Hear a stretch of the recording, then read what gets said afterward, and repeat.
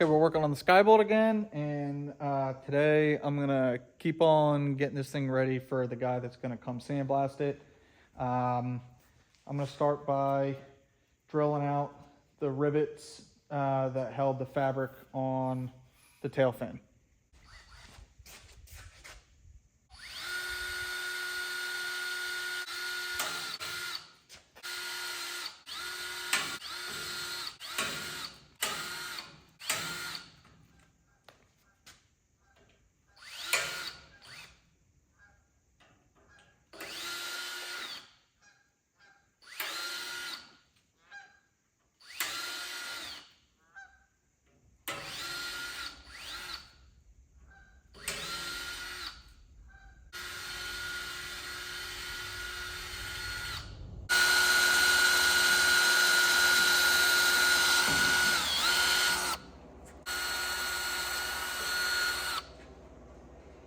So a bunch more of those.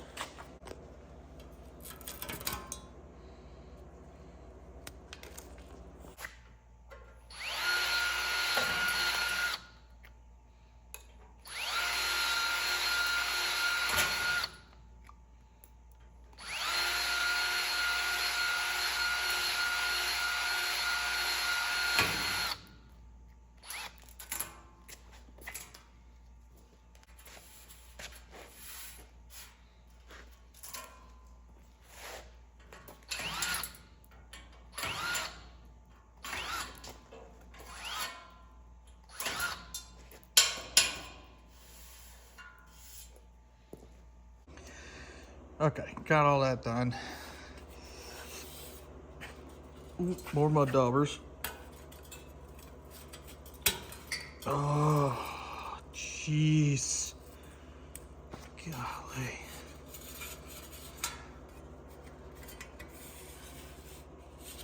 All right, so that's all cleaned up.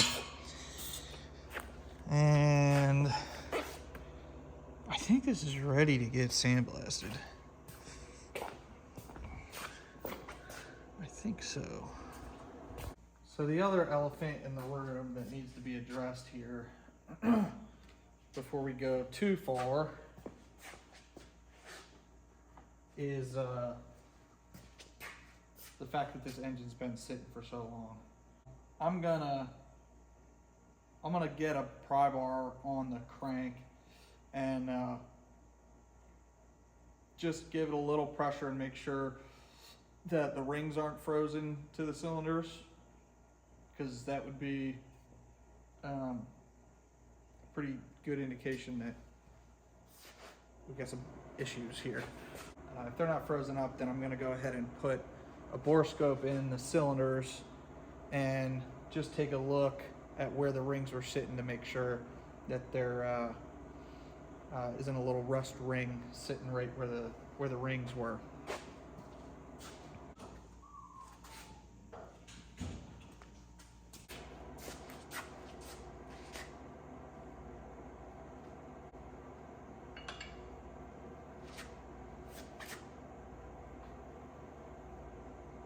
Ooh, yeah.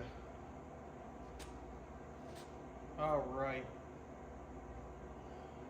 Okay. That's good.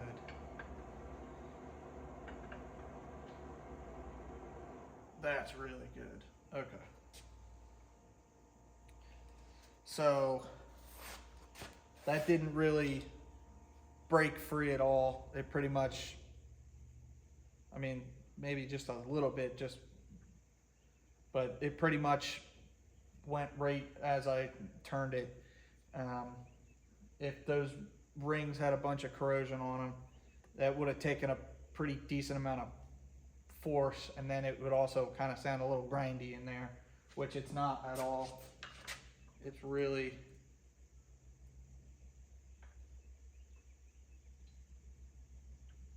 it feels very smooth. Yeah, it feels very smooth. So what I'm gonna do, okay. What I'm gonna do now is I moved it a little bit off of where it was. So I'm gonna pull the top spark plugs and borescope inside the cylinders and see what the cylinder walls look like where the rings were sitting. Got my special homemade spark plug wrench with a 3/4 open end and a 7/8 socket open end on one side. This is nice. Makes quick work of spark plugs, so you don't have to have multiple tools laying around. The radials have 18 spark plugs, and the back side of the cylinders on the radials are, the bottom side is kind of hard to get to, so it's really difficult to get a socket all the way back in there. That's why this little open socket lets you kind of slide it over and down, but you don't have to have a long deep socket with a ratchet on the top where you can't get it.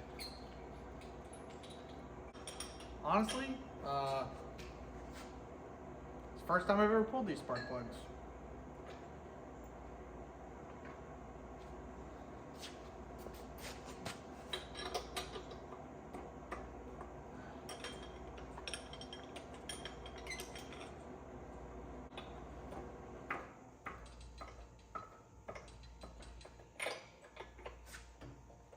Golly, that was rough.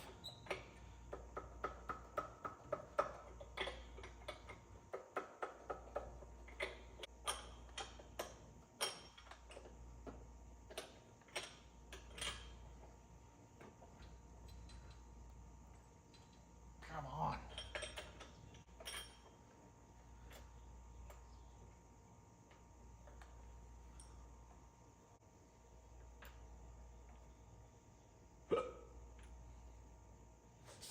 Look at that. They're brand new. It's only 150 hours on these plugs. All right, hang tight. This is a borescope.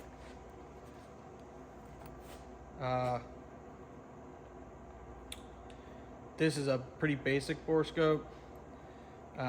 It doesn't have articulating head or anything like that.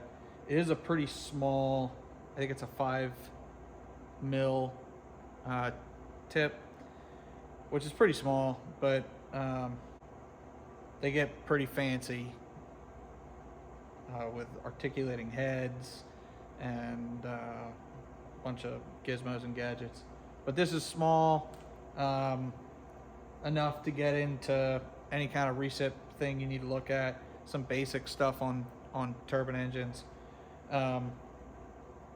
But it has a video camera, and you can snapshot pictures. You can change the brightness. You can flip-flop the way the video records and a bunch of other things. So let's look in here and see what's up. So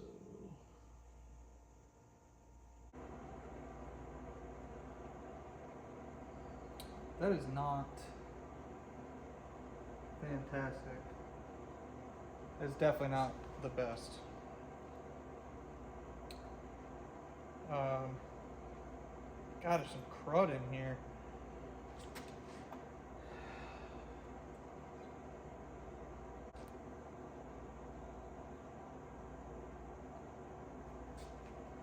So there's a little bit of oil that's drained down to the bottom of each cylinder just from gravity, what wicks off of the walls.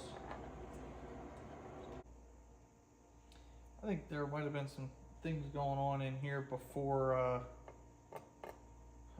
it set. Yeah.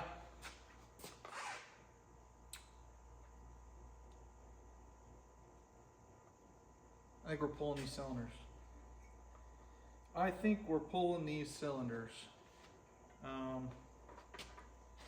See if I can.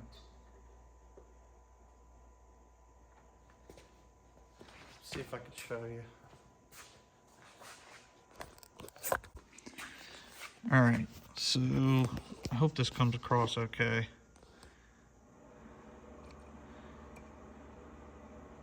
So I'm in the back left cylinder, number 4, as they might say, number 4. So, all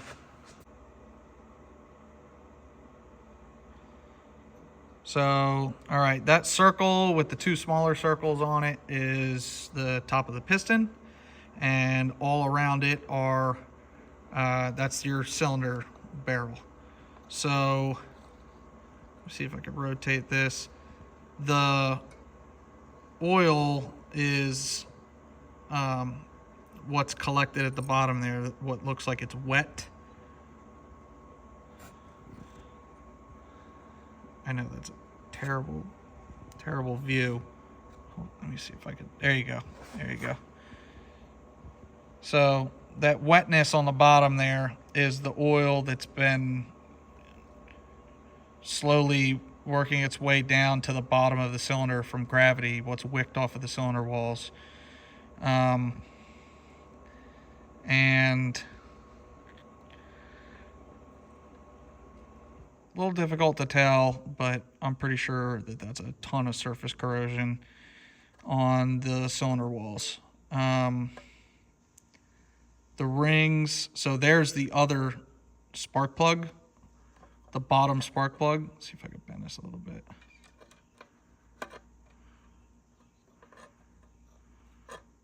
Yeah. So that's the other spark plug. And there's looks like it's just debris in there. It looks like metal debris. This looks quite terrible, to be quite honest. Yeah, right there. Yep, that's all surface corrosion. That's all rust. That's all rust from sitting for too long. Oh my goodness. Oh my god.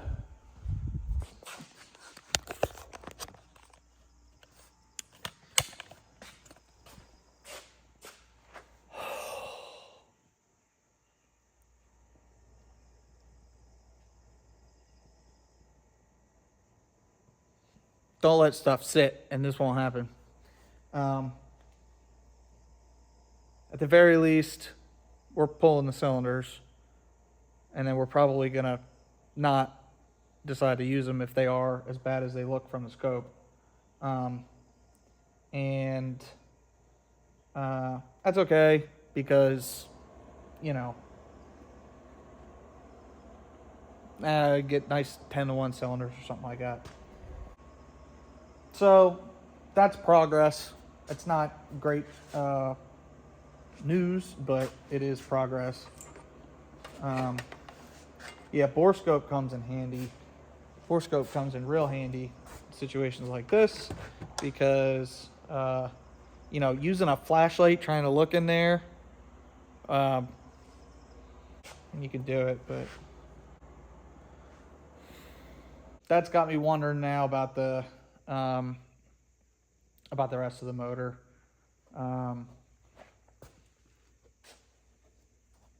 We'll see how far we tear it down, but at the very least, when we do pull the cylinders, then we'll be able to get a look inside of the case and assess how much further we're going to need to go.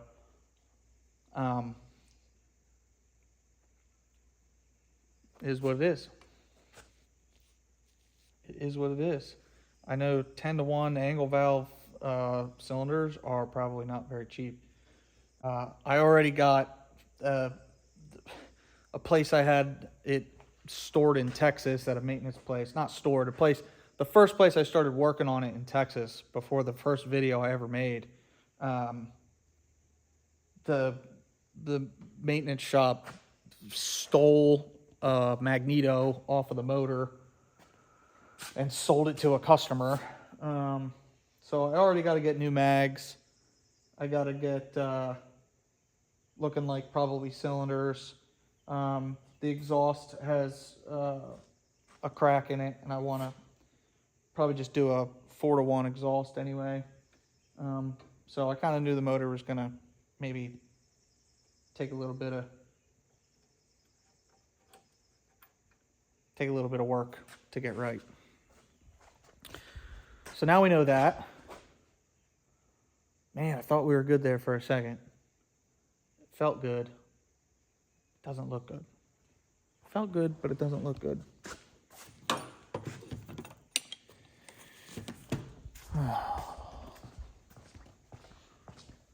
The emotional journey. The emotional journey.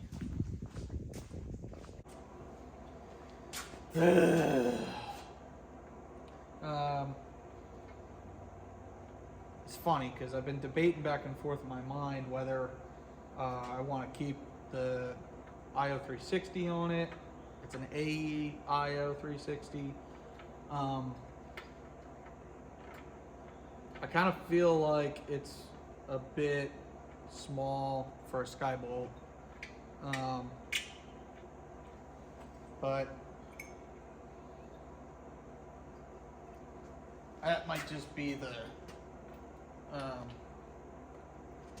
don't know, it might just be the ego talking a little bit. I'm not really building this to be an aerobatic monster or anything like that, and I'm sure it'll fly just fine with an IO 360. The big question is, you know, do I get an IO 540 and spend a bunch of money getting that where it needs to be, or you know, I'm certainly not going to just buy a you know, low timer new IO 540. And you know, do I do that, or do I keep the motor that I had? It's right here.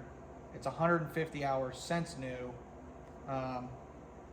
but from what we just saw, that doesn't mean a whole lot, because time can kill things just as much as hours can kill it. Sitting isn't any better for it than running it. As a matter of fact, it's worse.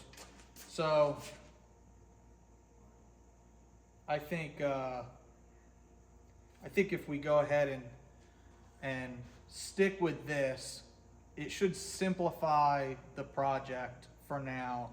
I can use the same cowling, I can use the same prop, I can use the same engine mount, and whatever I spend on this motor isn't going to go to waste, because we have so many projects and airplanes that we want to put together and build, that this will go on something eventually. I mean, you know, it's not gonna be for nothing. If we end up putting an IO 540 on it later, then we could pull this off and do another build with it and have it ready to go. So I did get an IO 540 core off of my buddy. I actually traded him an LS3 for an IO 540 core, and he's putting that motor in his truck, and I'm putting that IO 540 in something. So maybe I'll get that motor and bring it over here and kind of do a comparison on cost, what it might cost to build one up versus get this one right. And the biggest difference is going to be cowling, engine mount, prop. It's definitely going to cost a lot more to start with the IO 540. But I do have an IO 540 to put on this airplane way down the road. Whenever that is, it'll be much later. Not right now. But I got it. I got a core, good core. So we made some progress today. That's something. Not very big things, but we got the rivets drilled out. That was like really one of the last things that I needed to do before the tail gets sandblasted. We got the engine preliminarily inspected. Now we know roughly where we stand. We know we're not just bolting the thing back on. And we know that we got a little more work to do and a little more expense, probably a lot more expense on the motor. And it's all good informational gathering things because we can kind of start to budget and make decisions. I mean, this sort of thing really shouldn't be on a strict timeline. There's no hurry, but I do want to not get buried in this for years and years and years and years.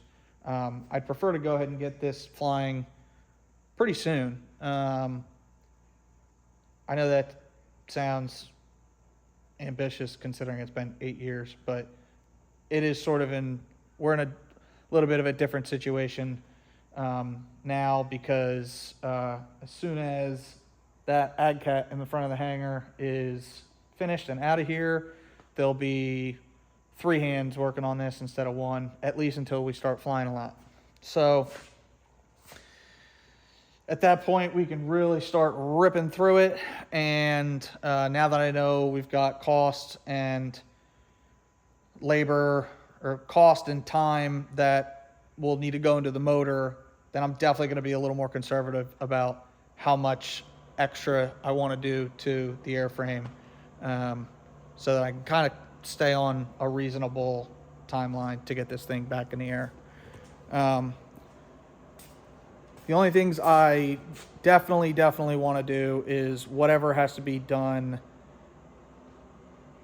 so that you don't have to tear the fuselage completely back apart like I did to accomplish those things. I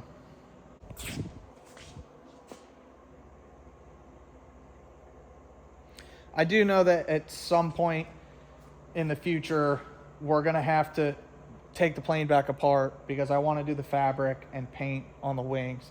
But I can do some temporary repairs to just some things that need to have attention to them and just knock out some easy repairs and get the thing flying for now, get some use out of it, and then take it back apart partially in maybe next winter or the winter after.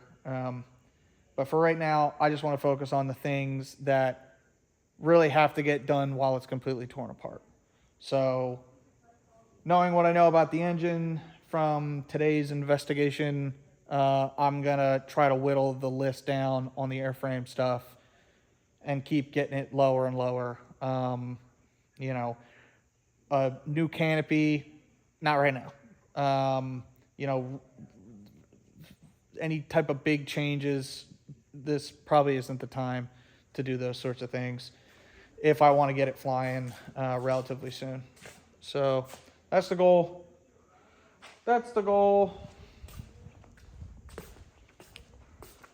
Yep.